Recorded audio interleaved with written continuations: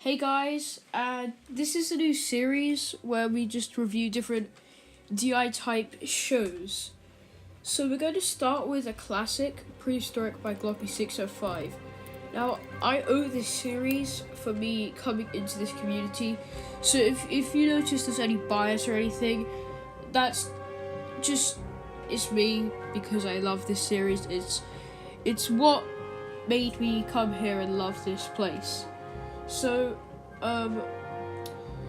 while this series has been dead for about 8 years, it still holds up against Dinosaur Island Season 5, everything quite well, which is kind of depressing when a series that is almost a decade old still holds up with the new series.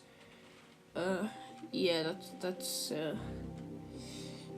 So for an overview, episode 1, The New World, just starts off with that speech, which is oh, dinosaurs are still here, alive, blah blah blah blah blah.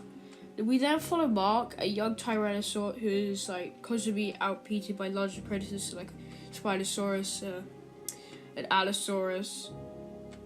Yeah. Now for episode 2, is just about a Dilophosaur, Dylan, and his constant search for food in the canyon. He kills a Tyrannosaur that is. It's quite an eventful episode. Episode 3 is about the rains finally coming to the island, because the whole series for the first few episodes is about how there's been a big drought and all the animals, how they're suffering and they're all dying.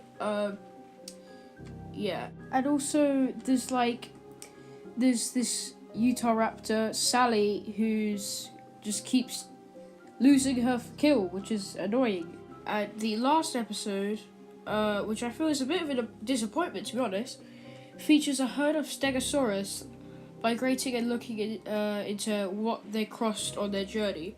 So at the end, the ending's just, spoilers, it's just two of the youngest ones meet a Tarbosaurus, I think it was, and one of the oldest just kills it.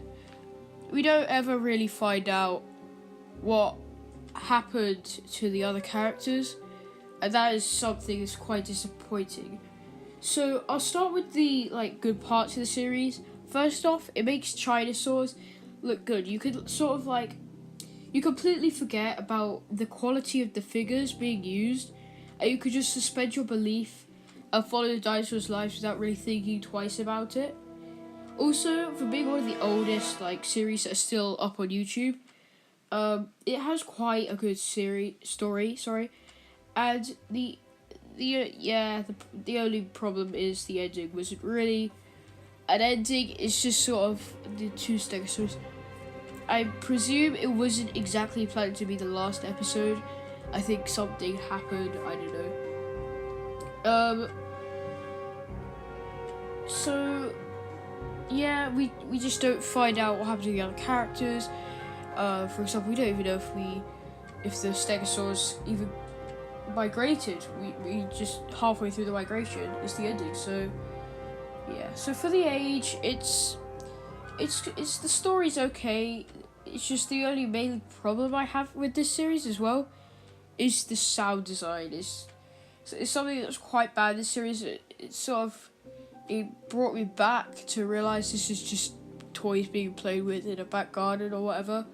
I can't really suspend my belief whenever they roared or something. It's sometimes it was a bit corrupted, and also it drowned out the narrator's voice, and you could hear them, and sometimes the video clips, they were cut before the person had stopped speaking. James Herrera, I think it was.